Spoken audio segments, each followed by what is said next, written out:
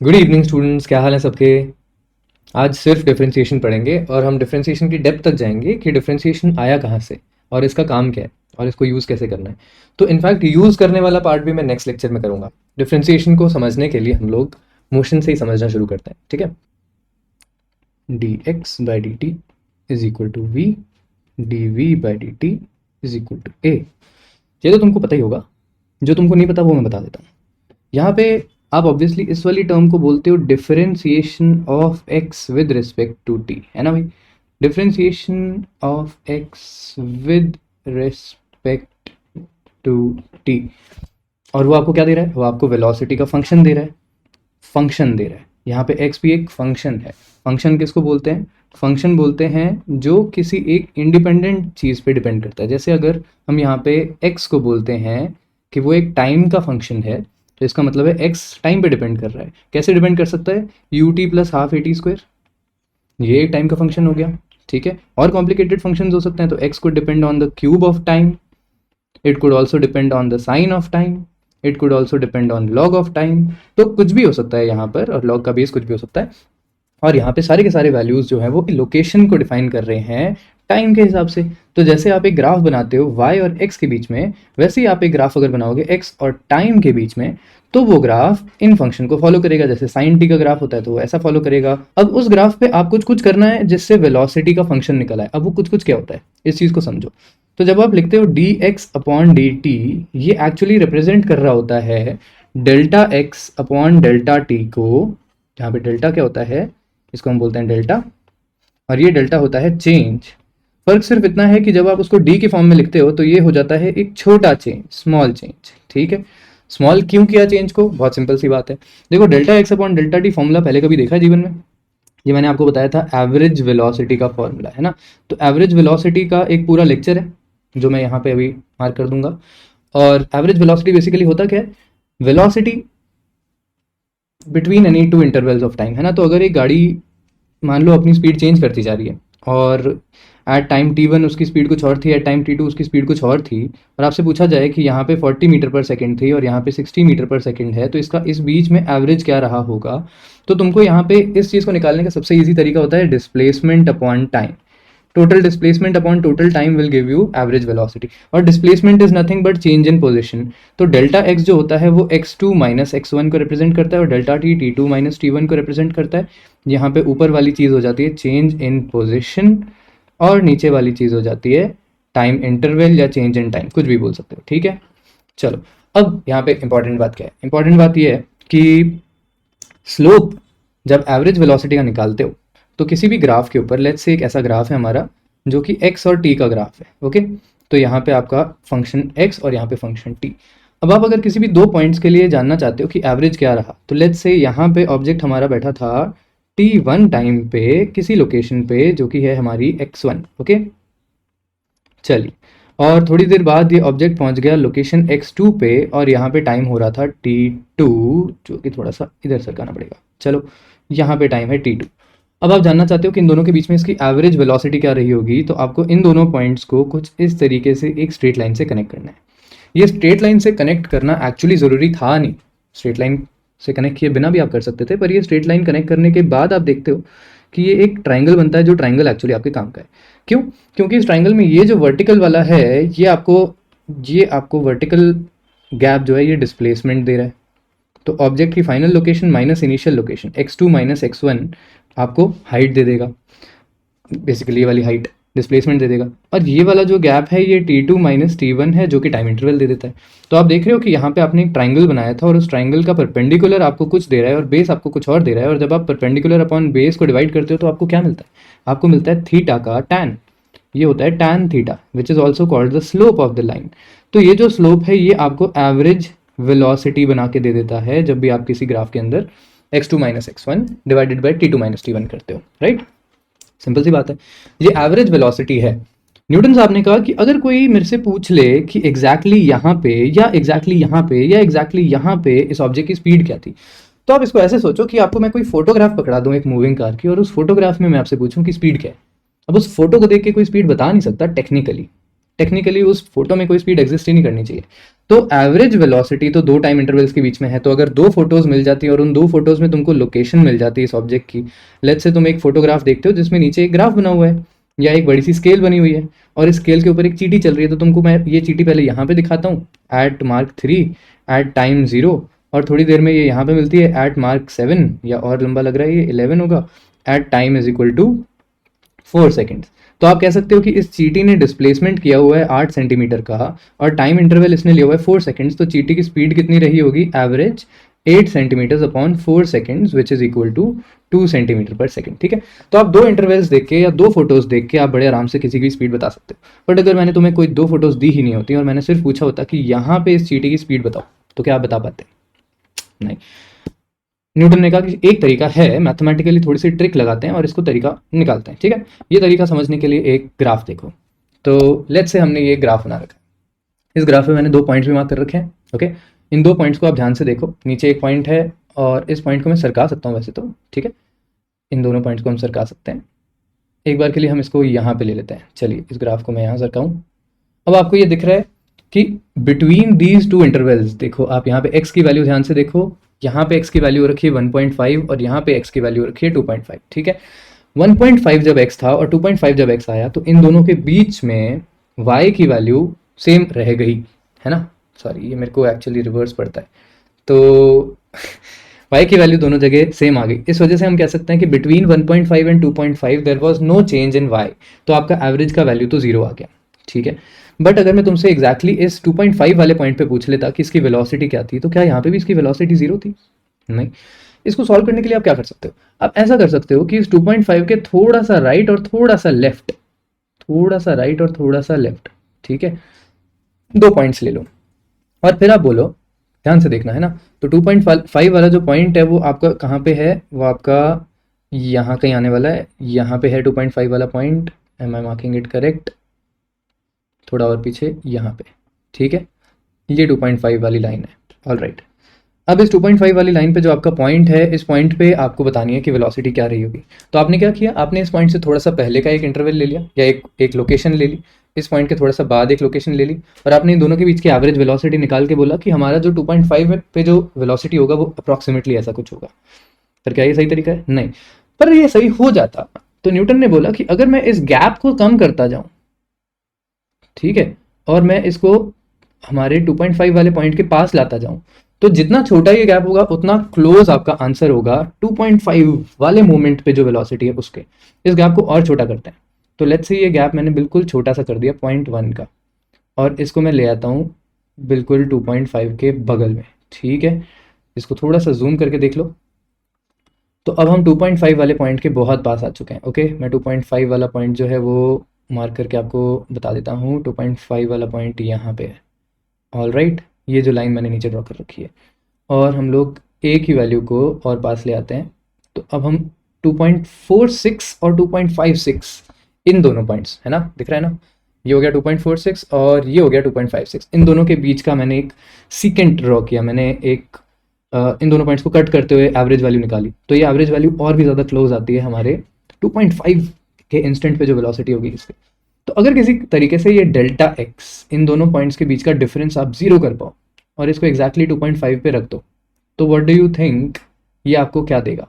ये आपको दे देगा एग्जैक्टली 2.5 पे जो आपकी वेलोसिटी होनी है। ठीक है, अब वो वेलोसिटी आपको टैंजेंट लाइन बन जाती है, अब वो सीकेंट नहीं रहती। ठीक है, इस चीज़ को मैं आपको अपने पेपर पे करके दिखा देता हूँ तो थोड़ा सा तुमको फील आ जाएगा।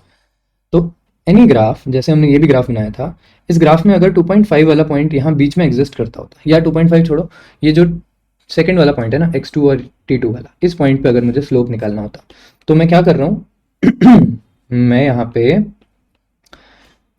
इस पॉइंट पे स्लोप निकालने की कोशिश कर रहा हूँ। और वो कैसे कर सकता हूँ? तो अगर मैं एक सेकेंड खींचूँ यहाँ पे इस पॉइंट और इस पॉइंट के बीच में, तो ये सेकेंड जो मुझे स्लोप देगी, ये स्लोप क्लोज होगा हमारे आंसर के। ऑब्वियसली अगर मैं दोनों पॉइंट्स थोड़े से और दूर लेता तो मेरा आंसर थोड़ा सा अलग आता, है ना। आप इसके बिल्कुल पास आते जा रहे हो, फिर आपने इसके दो और पॉइंट्स लिए जो और भी ज़्यादा पास है, तो जब आप और भी ज़्यादा वाले पास वाले पॉइंट्स को कनेक्ट करते हो तो ये और भी क्लोज आंसर देता है। इवेंचुअली आप इतना पास आ जाना चाहते हो इस 2.5 वाले पॉइंट के कि इन दो पॉइंट्स को कनेक्ट करने पर जो लाइन है वो instead of crossing through the graph ये टेंजेंट बन जाए, ये अप्रोक्सीमेटली एक पॉइंट का गैप बन जाए, ठीक है। तो that very small difference is written in this form, जब आप इसको d x by D t के फॉर्म में लिखते हो, कि बहुत small change in x upon बहुत स्मॉल चेंज इन टाइम करोगे, तो यहाँ पे y एक्सिस है और यहाँ पे x एक्सिस है, जब इसका बहुत स्मॉल चेंज करोगे तो आपको मिल जाएगा स्लोप ऑफ द टैंजेंट, और वो जो स्लोप ऑफ द टैंजेंट है वो एग्जैक्टली उस पॉइंट पे जो वेलोसिटी है उसकी वैल्यू बता देगी। तो आप ये टैंजेंट ड्रॉ कर लो और फिर इस टैंजेंट का थीटा निकाल लो, और फिर टैन थीटा की वैल्यू जो है वो आपको वेलोसिटी इंस्टेंटेनियस दे देगी। This is called instantaneous velocity, कि एग्जैक्टली उस इंस्टेंट पे क्या वेलोसिटी है। अब कहने को तो ये एक फोटो है, पर इस फोटो के अंदर हमको ग्राफ की जरूरत पड़ जाती है, ग्राफ के बिना हम नहीं बता पाते कि वेलोसिटी क्या होगी, ठीक है। तो इट्स नॉट लाइक कि आप एक्चुअली इस चीटी की फोटो देख के आप इसकी वेलोसिटी डिटरमाइन कर पाओगे, नहीं। पर इस चीटी का एक बार मोशन जो पूरा है उसको अगर आपने किसी ग्राफ में प्लॉट कर दिया तो आप किसी भी पॉइंट पे उस चीटी की स्पीड बता सकते हो बाय ड्राइंग अ स्लोप या tangent and then determining the slope of that tangent, ठीक है। तो टैन थीटा की वैल्यू जो है वो आपको स्लोप दे देती है और वो आपको वेलोसिटी दे देती है, जो कि इंस्टेंटेनियस वेलोसिटी आपको मिल जाती है। This is the whole purpose of differentiation. अब डिफरेंशिएशन का ओरिजिन जो था वो फर्स्ट प्रिंसिपल से था, और वो फर्स्ट प्रिंसिपल जो है वो आपको वैसे ज़्यादा काम आता नहीं है, पर मैं आपको बता दूं। तो अगर आप बोलते हो कि एक फंक्शन ऑफ एक्स, या तो आप इसको ऐसे कर लो कि y is a function of x, ठीक है, या फिर आप इसको ऐसे समझ लो कि हम डिस्प्लेसमेंट टाइम को अगर कंसिडर करें तो हम बोलते हैं कि displacement is a function of t, ठीक है। किसी भी तरीके से, जिस तरीके से आपने पढ़ा हुआ है उस तरीके से इसको समझने की कोशिश कर लेना। तो जब आप इसको, या मैं यहाँ पे अभी x और t का करता हूँ, तो जब आप इसको x और t का एक फंक्शन बनाते हो तो आप यहाँ पे बोलते हो कि dx by dt any small change in x divided by any small change in time will give you the slope of tangent, ठीक है। एक तो ये पीस ऑफ इंफॉर्मेशन अपने दिमाग में रखनी है तुमको। अब ये स्लोप ऑफ द टैंजेंट आ कैसे रहा है, तो आप बोलते हो कि for a small change in x, तो x में एक छोटा सा, या आप यहाँ पे देखो for a small change in x, तो आप इसको ऐसे बोल सकते हो कि दो पॉइंट्स लिए मैंने एक पॉइंट लिया जहाँ पे फंक्शन की value just a second D x by D T, तो ऐसे लिख दो।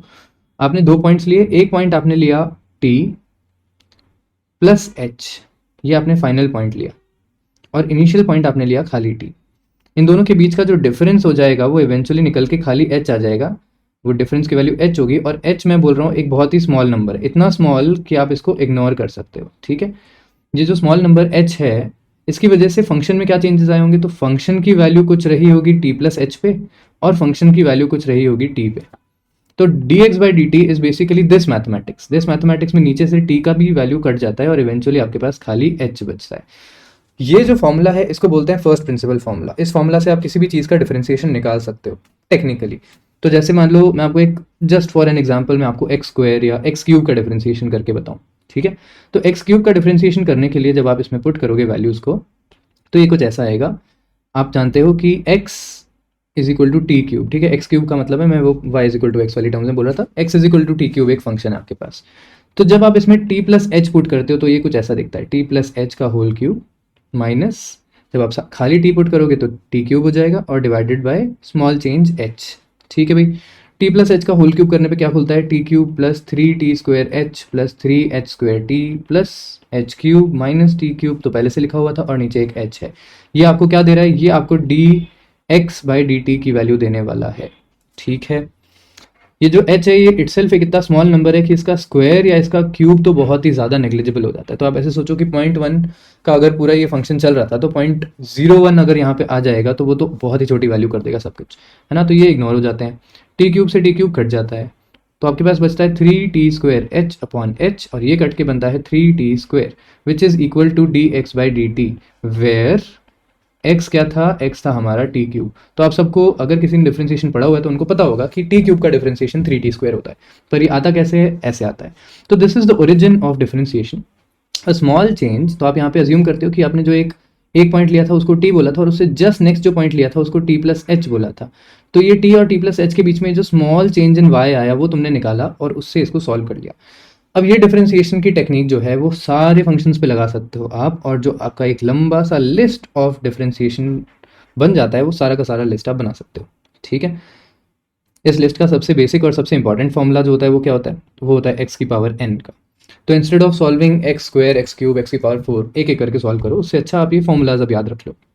तो सबसे बेसिक फॉर्मूलाज हैं, एक्स की पावर n का है n एक्स की पावर n-1। तो मैं यहाँ लेफ्ट साइड में ऊपर लिख रहा हूँ y और यहाँ पे मैं लिख रहा हूँ dy/dx। ठीक बात है। यहाँ पे all this time y is a function of x, y is a function of x। ठीक है। dy/dx को आप और कैसे रिप्रेजेंट कर देते हो, आप f' से भी रिप्रेजेंट कर देते हो dy/dx को। तो dy/dx can be written as f'। Okay, चलिए अब यहाँ पे हम आ जाते हैं। x की पावर n का n x की पावर n-1 होता है, इसमें सारे n की वैल्यूज पॉसिबल हैं एक्सेप्ट 0। तो अगर x की पावर 0 दी हुई है तो उसका डिफरेंशिएशन जो होगा वो कुछ नहीं होगा, वो 0 ही हो जाएगा। ओके, क्योंकि x की पावर 0 जो होता है वो इक्वल टू 1 होता है, और 1 जो है वो एक कांस्टेंट है। तो कांस्टेंट वैल्यू तो चेंज करती नहीं है x के साथ साथ, तो इसलिए उसमें कोई चेंज या स्मॉल चेंज करने पर y में कोई चेंज आता नहीं, तो ये 0 आ जाता है। इनफैक्ट सारे के सारे कांस्टेंट्स चाहे कोई भी वैल्यू हो, चाहे आप यहाँ पे 10 की पावर 20 लिख देते तो भी इसका डिफरेंशिएशन 0 आता, चाहे यहाँ पे साइन 30 डिग्री लिख देते तो भी इसका डिफरेंशिएशन 0 आता, हर चीज़ का डिफरेंशिएशन 0 जो कि कांस्टेंट है। तो एक तो ये बात होगी। ठीक है। अच्छा, वो n में कुछ भी डाल सकते हो, तो हाँ कुछ भी डाल सकते हो। आप x की पावर 1 रखोगे तो उसका डिफरेंशिएशन 1 आ जाएगा। यहाँ पे अगर आप एक कांस्टेंट मल्टीप्लाई कर दो 10x तो उसका डिफरेंशिएशन 10 वैसे का वैसे ही, और x का डिफरेंशिएशन 1। ठीक है। तो जब भी आप किसी चीज़ को मल्टीप्लाई करते हो वो बड़े आराम से बाहर आ जाती है। जैसे एक्स स्क्वायर का डिफरेंशिएशन 2x बनता है, 10x स्क्वायर का डिफरेंशिएशन बन जाएगा 10 times of 2x which is equal to 20x। अब ये 10 की जगह कुछ भी लिखा हो सकता है, any constant can be there. Okay, constant का मतलब नंबर ही नहीं है, आपको यहाँ पे कोई और डिजिट या कांस्टेंट लिखा होता k x4 की पावर 4, तो यहाँ पे आप k को बाहर रखते और x की पावर 4 का डिफरेंशिएशन 4x³ लिख देते और फिर फाइनली इसको 4kx³ करके लिख सकते हो। This is how it works. x की पावर अगर आप रेशियो में लिखना चाहते हो, फ्रैक्शंस में लिखना चाहते हो, जैसे √x हो जाता है, तो √x हो जाता है x की पावर 1/2, तो भी ये फॉर्मूला काम करता है 1/2 x की power 1/2 -1। This gives you 1/2 x की power -1/2 which also looks like 1/2 √x। ठीक है, ये सब आपको पता होंगे, वैसे तो मैं बस प्रैक्टिस करा रहा हूँ जल्दी जल्दी। सिमिलरली अगर आप यहाँ पे 1/√x ले लेते तो इसको आप पहले बोलते इक्वल टू करके कि ये है x की पावर -1/2, फिर आप इस पर फॉर्मूला लगाओ तो यहाँ पे -1/2 बाहर आएगा, फिर x की पावर में -1/2 -1 हो जाएगा, तो दिस विल बी -1/2 x की पावर 3/2। एक्चुअली मैंने थोड़ा सा एक स्टेप जल्दी कर दिया तो शायद आप कंफ्यूज ना हो। -1/2 x की पावर -3/2 लिखा है, जिसको आप लिख सकते हो -1/2 x की पावर 3/2। ओके, इस तरीके से आपको x की किसी भी पावर के लिए टेंशन लेने की जरूरत है नहीं। 1/x का क्या हो जाएगा जल्दी से बताओ। तो यहाँ पे आप लिखोगे x की पावर -1 और ये बनेगा -1 x की पावर -2, है ना, which can be written as -1/x²। चल, ये x की पावर्स का काम हो गया ख़त्म।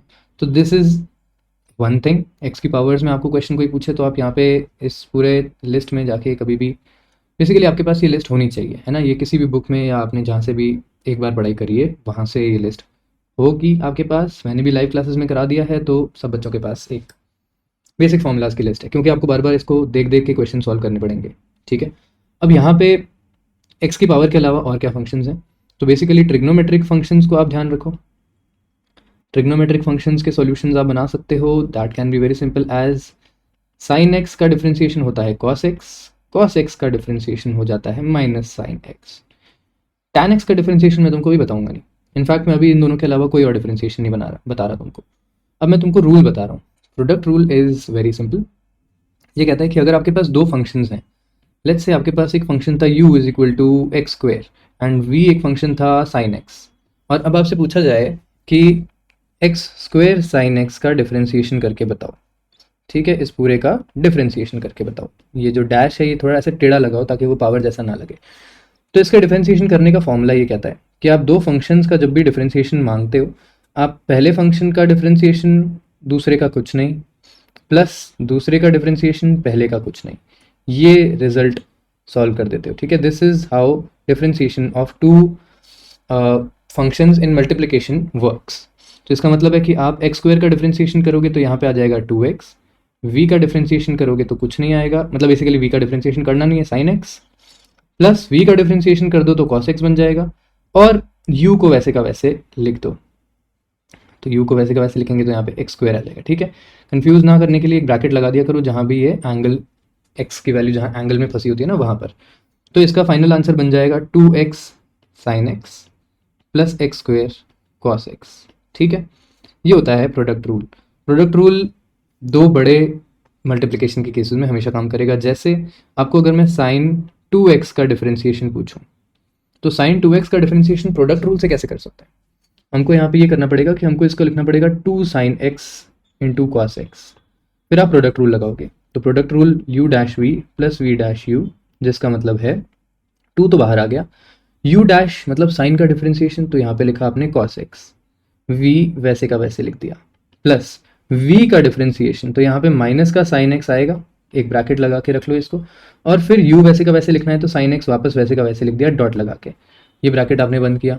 What this will give you, अरे मेरे पास जगह थी यहाँ पर, तो मैं इस साइन एक्स को यहीं ले जाता हूँ। ठीक है, what this will give you is 2 of cos square x minus sine square x. अगर किसी को ट्रिग्नोमेट्री थोड़ी सी आती है तो ये बन जाता है 2 ऑफ कॉस 2x। ठीक है, तो इसका डिफरेंशिएशन ये बनता है, और ये प्रोडक्ट रूल वाले तरीके से हमने किया। और भी बहुत सारे तरीके हैं पर अभी हम ये सीख रहे हैं। ओके, तो प्रोडक्ट रूल की प्रैक्टिस के लिए आपको मैं कुछ क्वेश्चंस दे देता हूँ। इनफैक्ट ये सारे क्वेश्चंस मैं आज एक होमवर्क में लिख के दे दूंगा, उनकी प्रैक्टिस कर लोगे तो आपका काम हो जाएगा। राइट, प्रोडक्ट रूल से आगे चल सकते हैं हम। अब डिवीजन रूल की बात करते हैं। डिवीजन रूल क्या कहता है कि अगर दो फंक्शंस मल्टीप्लिकेशन में ना होने के बजाय डिवीजन के फॉर्म में हैं, u अपॉन वी के फॉर्म में। देखो यार, यहाँ पे सिर्फ इस एक चीज़ का ध्यान रखना कि इस फॉर्मूले को कंफ्यूज नहीं करना है। इस फॉर्मूले का u और v भी इंटरचेंज मत करना, कभी इसको ऐसे मत कर देना कि ऊपर v और नीचे u ले लिया, वो भी नहीं कर सकते। फॉर्मूले को एक्जैक्टली ऐसे का ऐसे याद रखना पड़ेगा तुमको। फॉर्मूला इसका जो डिफरेंशिएशन का बनता है, तो differentiation of u by v can be written as u dash v minus u v dash upon v square. ठीक है, ये इसका डिवीजन का रूल होता है। इसको एक इंपॉर्टेंट चीज़ जो इसमें याद रखने वाली है वो ये है कि ये नेगेटिव साइन हमेशा कब आएगा? नेगेटिव साइन आएगा जब डिफरेंशिएशन ऑफ डिनोमिनेटर हो रहा होगा। तो आपको याद होगा डिनोमिनेटर। ठीक है, आपको याद होगा कि जैसे हमने यहाँ पे 1/x का डिफरेंशिएशन किया था तो एक नेगेटिव साइन आ गया था। क्यों? क्योंकि ऑलरेडी पावर में ही माइनस है। वही चीज़ यहाँ पे हो रही है। ठीक है, कि ये 1/v लिखा हुआ है, इसका डिफरेंशिएशन जब आप कर रहे हो ना इस पॉइंट पे, तो आपका वो माइनस साइन भी आ रहा है, और वो 1/x² वाली जो टर्म थी वो यहाँ पे 1/v² के फॉर्म में भी आ रही है। बेसिकली ये जो डिवीजन रूल है इसको आप चेन रूल लगा के निकाल सकते हो। इस फॉर्मूले को आप डिराइव कर सकते हो by applying chain rule on product rule. कैसे, वो मैं करके बताता हूँ। तो उसके लिए आपको चेन रूल सिखाना पड़ेगा। पहले मैं आपको ये डिवीजन रूल का प्रैक्टिस करवा देता हूँ। तो डिवीजन रूल का प्रैक्टिस मैं आपको सिर्फ इस दो एग्जाम्पल से कर रहा हूँ। एक मैं आपको एग्जाम्पल ले लेता हूँ सीकेंट एक्स का, जिसको आप लिख सकते हो 1 अपॉन कॉस एक्स। इसका डिफरेंशिएशन मैं निकाल के देता हूँ, कॉसेक एक्स का आप निकाल लेना। मैं सिमिलरली कॉट एक्स का निकाल के दे देता हूँ, जो डिफिकल्ट है टैन एक्स का आप निकाल लेना। ठीक है, तो टैन एक्स और कोसेक एक्स मैं आपके ऊपर छोड़ रहा हूँ, और सेक एक्स और कॉट एक्स का मैं निकाल के दे देता हूँ। ठीक है, पहले सेक एक्स की बात करते हैं। जब आप 1/cos x बोलते हो तो यहाँ पे आपके पास दो फंक्शन है, this is u and this is v। आपको जो फॉर्मूला यूज करना है वो है u dash v minus u v dash upon v square. ठीक है, तो u डैश ऊपर वाले का डिफरेंशिएशन तो जीरो ही है, तो ये वाली टर्म तो जीरो ही होगी। ठीक है, आपके पास बचा माइनस u v डैश, तो माइनस u, अब मैं इसको वाइट में कर दूँ, minus u v dash. Cos x का डिफरेंशिएशन क्या था? माइनस का साइन एक्स। ठीक है, ठीक है, अपॉन v स्क्वायर, तो v स्क्वायर क्या है? कॉस एक्स का होल स्क्वायर। ये माइनस से माइनस कट गया, तो आपका आंसर आ रहा है sine x upon cos square x, जिसको आप लिख सकते हो tan x sec x. This is the differentiation of secant x. तो यहाँ पे d/dx लिख दो, और ये कुछ इस तरीके से एक फॉर्मूला बन जाता है। Okay, this is what is called division rule. Same division rule cot x पे भी लगा के दिखा दूँ। तो जब आप कॉट एक्स बोलते हो तो यहाँ पे आप लिखते हो कॉस ऊपर और साइन नीचे, है ना। तो यहाँ पे आपका ये वाला फंक्शन हो जाता है u, ये वाला फंक्शन हो जाता है v। आप वापस फॉर्मूला लिखो, फॉर्मूला क्या था?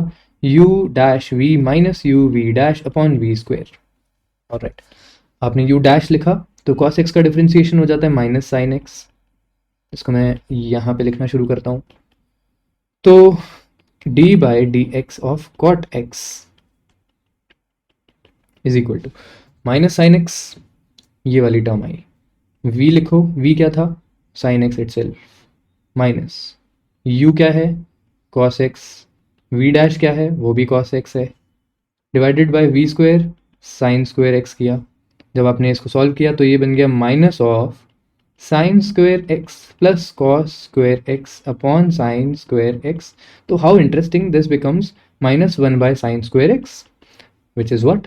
Which is just minus of cosec square x. तो differentiation of cot x will give you minus of cosec square x. ठीक है, ये दो फॉर्मूलाज मैंने आपको करके बता दिए. डिविजन रूल को प्रैक्टिस में लाने के लिए ये दो आप प्रैक्टिस कर लो तो एक बार के लिए आपका काम हो जाएगा, बाकी होमवर्क में से देख लेना है. ठीक है, चलो ये डिवीजन रूल हो गया, प्रोडक्ट रूल मैंने बता दिया. अब आपको डिवीजन रूल और प्रोडक्ट रूल के बहुत सारे क्वेश्चंस करने पड़ेंगे. अब मैं आपको चेन रूल बता देता हूँ जल्दी से. ठीक है, और आज की क्लास हम चेन रूल के बाद छोड़ देंगे, बिकॉज आज की क्लास के बाद आपको प्रैक्टिस ही करनी है थोड़ी सी इन चीज़ों की. Once that is done, next class में मैं आपको थोड़ा सा इंटीग्रेशन और मैक्सिमम मिनिमम वाले पोर्शन का एक्सप्लेनेशन कर दूंगा. ओके, चलो जल्दी से इसको देख लेते हैं. चेन रूल क्या होता है? Chain rule is quite simple. Chain rule के अंदर हम लोग कहते हैं कि इसको दूसरा नाम भी है, इनफैक्ट उसका नाम होता है आउटसाइड इनसाइड रूल. ठीक है, आउटसाइड इनसाइड रूल को मैं सीधा प्रैक्टिस में यूज़ करके बता रहा हूँ, वो चीज़ आपके लिए सबसे ईजी रहेगी. अगर मैं इसका मैथमेटिक्स या इसका फॉर्मूला समझाने लग जाऊँगा और फिर इसके आगे आऊँगा तो आप थोड़ा सा कन्फ्यूज़ हो जाओगे, ये मेरा मानना है. वैसे तो बताना तो पड़ेगा ही. ये उन फंक्शंस के लिए होता है जो फंक्शंस के अंदर और फंक्शंस फंसे होते हैं. ठीक है, तो आप इसको ऐसे सोचो कि एक फंक्शन है u जो कि था एक्स स्क्वेयर और v जो कि था साइन एक्स, है ना, हमने पीछे भी लिया था. तो बेसिकली ये कुछ इस तरीके से लिखी जाती हैं चीज़ें कि u is a function of x and v is also a function of x. Okay, अगर यहाँ पे मैं तुमको बोल देता कि u के अंदर v डालो तो ये कैसा होता? तो ये ऐसा होता कि आप बोलते कि u जो फंक्शन है वो स्क्वेयरिंग का काम करता है, तो यहाँ पे स्क्वेयरिंग का काम करना है, पर अंदर क्या लिखना है? अंदर v लिखना है. v क्या है? v तो साइन x है, तो यहाँ पे साइन x लिखना पड़ेगा. तो u as a function of v can be written as sine x का होल स्क्वेयर. ठीक है, which can also be written as sine square x. Similarly अगर आपको उल्टा बोला जाता, अगर आपको v as a function of u बोला जाता तो आप बोलते कि v क्या है? v तो साइन है, पर जहाँ पे x आना था वहाँ पे अब u लिखा हुआ है, तो u की जगह क्या लिखना पड़ेगा? आपको x स्क्वायर लिखना पड़ेगा. तो this is v as a function of u and this is u as a function of v. इन फंक्शंस को हम बोलते हैं इम्प्लिसिट फंक्शंस शायद, और इम्प्लिसिट फंक्शंस का डिफरेंशिएशन जो है वो चेन रूल से करना पड़ता है. तो चेन रूल कहता है कि आउटसाइड से इनसाइड चलना शुरू करो. आउटसाइड से इनसाइड कैसे चलना शुरू कर सकते हो? पहले तो आप इसको मैथमेटिकली समझ लो. तो if you are given u as a function of v और तुमको इसका डिफरेंशिएशन करने को बोल दिया जाए, तो आप ऐसा करोगे कि आप पहले differentiation of u with respect to v करोगे, फिर differentiation of v with respect to x करोगे. Basically du by dx can be written as du by dv dot dv by dx. ठीक है, ये वाली चीज़ हो जाती है आउटसाइड, ये वाली चीज़ हो जाती है इनसाइड. तो मैंने आपको कहा था कि इसकी मैथमेटिक्स समझाने में थोड़ी सी कॉम्प्लिकेटेड लग सकती है, क्योंकि इसको हमको मैथमेटिकली करना नहीं है. बेसिकली हम लोग, जो लोग आप में से जेई की तैयारी कर रहे हैं उनको ये मैथ्स के चैप्टर्स में मिल जाएगा, और जो लोग बायो की तैयारी कर रहे हैं उनको ये इतनी डेप्थ में जाके देखना नहीं है. तो इसलिए अब मैं इसकी मैथमेटिक्स को छोड़ देता हूँ और मैं सीधा इसको सॉल्व करने की तरीके बताता हूँ. तो अगर आपके पास फंक्शन था साइन ऑफ एक्स स्क्वेयर, तो यहाँ पे जो सबसे बाहर का फंक्शन है वो साइन है, उसके अंदर का फंक्शन है वो स्क्वायर है. आपको दोनों का डिफरेंशिएशन आना चाहिए. अगर आपको दोनों का डिफरेंशिएशन आता है तो आप इसको बड़े आराम से सॉल्व कर सकते हो. तो इसका डिफरेंशिएशन करने के लिए आपको लिखना पड़ेगा, बाहर वाले का डिफरेंशिएशन किया, ब्रैकेट के अंदर जो भी था उसको वैसे का वैसे ही छोड़ दिया. ये इंपॉर्टेंट पार्ट है. सिर्फ आउटसाइड फंक्शन का डिफरेंशिएशन किया पहले, फिर एक डॉट लगाया बड़ा सा, फिर आउटसाइड वाले को भूल गए और फिर उसके अंदर वाले को डिफरेंशिएशन कर दिया. एक्स स्क्वायर का डिफरेंशिएशन क्या होता है? 2x होता है, तो उसको यहाँ लिख दिया. ये इस फंक्शन का ये डिफरेंशिएशन बनता है. ठीक है, आ रहे समझ? एक और करके देखें. लेट्स से इस बार मैं आपको देता हूँ साइन ऑफ 3x क्यूब. तो यहाँ पे भी आपको वही करना है कि सबसे पहले आप कॉस लिखोगे, क्योंकि साइन का डिफरेंशिएशन किया, पर अंदर वाले में कोई चेंज नहीं करोगे. फिर आप डॉट लगाओगे, फिर आप बाहर वाले को भूल जाओगे. इनसाइड फंक्शन है 3x क्यूब, तो 3x क्यूब का डिफरेंशिएशन क्या हो जाएगा? 3 ऑफ x क्यूब का डिफरेंशिएशन, जो कि 3x स्क्वायर होता है. तो ये बनता है finally 9x square into cos of 3x cube. इसमें ये वाली जो टर्म है ये थीटा है यहाँ पर, ओके, इसको आप बाहर नहीं निकाल सकते या इनसे मल्टीप्लाई नहीं कर सकते, जबकि ये सब बाहर लिख रहे हैं, तो ये इसका आंसर बनता है। ऑल राइट, एक और एग्जाम्पल, अगर आपको यहाँ पे और कुछ दिया होता जैसे साइन ऑफ कॉस एक्स, तो इसका क्या मतलब है कि इस बार ये वाली चीज़ थीटा है, ठीक है। सबसे पहले आउटसाइड फंक्शन क्या था, कॉस, साइन का कॉस किया, अंदर वाली चीज़ को वैसे का वैसे ही रहने दिया, फिर डॉट लगाया, फिर अंदर वाले फंक्शन का डिफरेंशिएशन क्या होता है, माइनस का साइन एक्स, तो ये इधर ऐसे लगा दिया, and this is going to be your final answer. तो minus of sine x into cos of cos X, काफ़ी इंटरेस्टिंग आंसर, ठीक है। तो सबसे पहले आप लॉग को समझ लो होता क्या है। तो बहुत बेसिक तरीके से लॉग कुछ इस तरीके से लिखा जाता है कि लेट्स से 1000 जो है it can be written as 10 की पावर 3, ठीक है। तो यहाँ पे log of 1000 with the base 10 is equal to 3, ये लिखने का इसका मैथमेटिकल तरीका है कि 10 की कितनी पावर हो तो 1000 बन जाए, तो उसका आंसर है 3। सिमिलरली अगर मैं आपसे पूछता हूँ कि log ऑफ 216 कितना होगा, तो ये इसको हम बोलते हैं log बेस 2, बेसिकली हम इसको बोलते हैं log 16 बेस 2, ठीक है। तो log 16 बेस 2 का मतलब है कि 2 की कितनी पावर करने पे आंसर 16 आता है, तो इसका आंसर हो जाएगा 4, ओके। इस तरीके से log को लिखा जाता है। अब इससे ज़्यादा मैं log को अभी नहीं समझा रहा आपको, क्योंकि log की वैसे प्रॉपर अंडरस्टैंडिंग के लिए पूरा लेक्चर देना पड़ेगा ढंग से, और प्रॉपर मतलब फिर मैं अच्छे से एक्सप्लेन करूँगा, बट log आपका 11th में बहुत कम यूज़ होता है, 12th में ही ज़्यादा काम आता है। तो इसको तभी पढ़ाना पसंद करता हूँ मैं जब बिल्कुल क्लोज आ जाता है ये रियलिस्टिक एप्लीकेशन के। अभी के लिए इतना काफ़ी हो जाएगा आपको, तो आपको फॉर्मूला ही याद रखना है। फॉर्मूला ये होता है कि log x का डिफरेंशिएशन होता है 1/x, ठीक है। यहाँ पे एक कंडीशन वो होती है कि यहाँ पे बेस log का e होना चाहिए, जिसको आप ln x भी बोलते हो। तो log x और ln x are the same thing, और ln x का डिफरेंशिएशन यहाँ पे 1/x होता है। एक बार के लिए आपको जितने भी log के क्वेश्चंस मिलेंगे आपको बेस अलग नहीं मिलेगा उसके अंदर, तो आप उसको खाली ln x लिख सकते हो, ठीक है। अगर आपको यहाँ पे बेस अलग मिलता है तो यहाँ पे log की एक प्रॉपर्टी काम आती है। log की प्रॉपर्टी ये होती है कि log ऑफ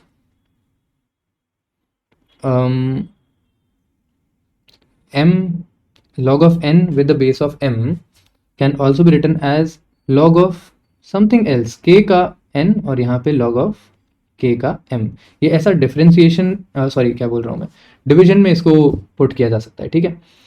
ये प्रॉपर्टी आप यूज़ करते हो अगर log का यहाँ पे कोई और बेस आ जाए, जैसे अगर log 10 आ जाए यहाँ पर और आपको ऊपर दिया हुआ है x, तो इसका जो डिफरेंशिएशन हो जाएगा उसको लिखने के लिए पहले आप क्या करो, पहले आप इसको चेंज करके ऐसे कर दो कि इसको log base e upon log base e of 10 कर दो, ठीक है। इससे क्या हो जाएगा, आपका ऊपर वाला तो डिफरेंशिएट वैसे का वैसे हो जाएगा और बाकी जो टर्म है वो डिनोमिनेटर में ऐसे आ जाएगी, तो आप इसको बेसिकली 1/ln10 इंटू 1/x इस तरीके से इसको डिफरेंशिएट कर सकते हो, ठीक है। ये एक वेरी रेयरली यूज्ड फॉर्मूला है, तो इसको आप बस एक बार जान के छोड़ दो, बहुत काम नहीं आने वाला, ओके। log का ये हो जाता है। ऐसे ही एक और चीज़ होती है e की पावर x, और e की पावर x का डिफरेंशिएशन e की पावर x ही रहता है। अगर e की जगह कोई और टर्म दी हुई है, a की पावर x दिया हुआ है, तो उसका डिफरेंशिएशन हो जाएगा a की पावर x ln a। बस ये 3 फार्मूलाज हैं जो आपको प्रैक्टिस क्वेश्चंस में मिल जाएंगे और इनको आपको याद रखना है, इनसे आपका डिफरेंशिएशन का काम खत्म हो जाएगा, ठीक है। तो एक तो आपको फॉर्मूला ये याद रखना है ln x वाला, बाकी दोनों फॉर्मूला e की पावर x और a की पावर x वाला याद रखना है। फिर ट्रिग्नोमेट्रिक आपने डेरिवेशंस कर ली, तो ट्रिग्नोमेट्री के सारे आपको आंसर्स पता है। यहाँ पे मैं अज्यूम कर रहा हूँ कि cosec x और tan x का डिफरेंशिएशन आप कर लोगे। बेसिकली x की पावर हमने कर लिया और हमारा करीब करीब सब कुछ हो गया, ठीक है। एडिशन या सब्ट्रैक्शन बड़े आराम से अलग अलग किए जाते हैं। तो अगर जैसे आपको यहाँ पे दिया होता log of x cube plus 3x square plus 2x, तो इसका डिफरेंशिएशन करने के लिए आपको कुछ नहीं करना था, आप पहले log का डिफरेंशिएशन करते तो वो होता 1/whatever इज इनसाइड, तो ये हो जाता पूरा का पूरा x cube plus 3x square plus 2x, है ना। और फिर यहाँ पे आप एक डॉट लगा के इसके अंदर वाले पोर्शन का डिफरेंशिएशन करते। अंदर वाले पोर्शन में 3 पार्ट्स हैं, तो तीनों को अलग अलग डिफरेंशिएट कर दो। तो तीनों पोर्शन का x क्यूब का डिफरेंशिएशन कर दो पहले, ये हो जाएगा 3x स्क्वेयर, 3x स्क्वेयर का डिफरेंशिएशन हो जाएगा 6x और 2x का डिफरेंशिएशन हो जाएगा 2।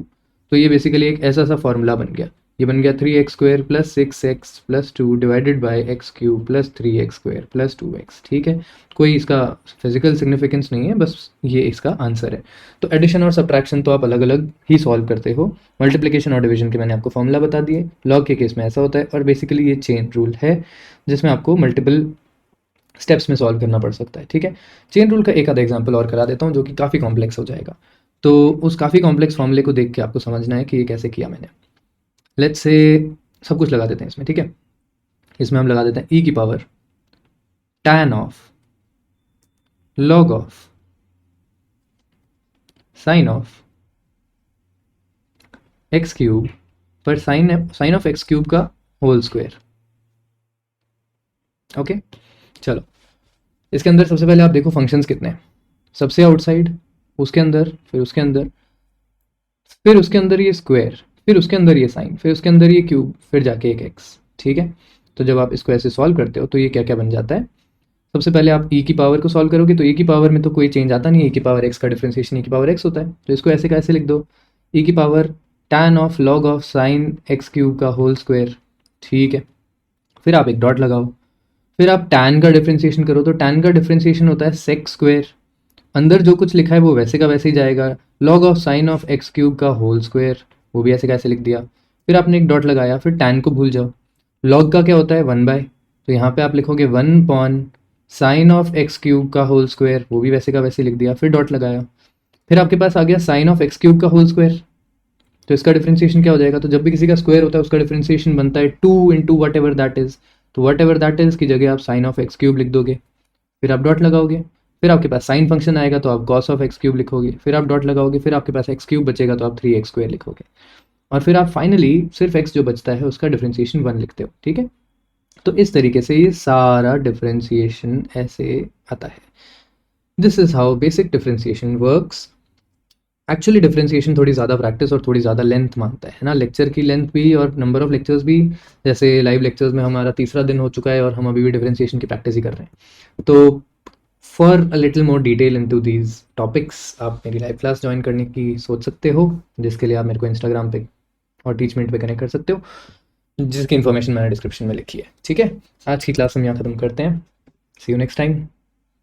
होमवर्क प्रैक्टिस देख लेना, जो भी मैं नीचे डिस्क्रिप्शन में डाल दूंगा। All the best, bye bye.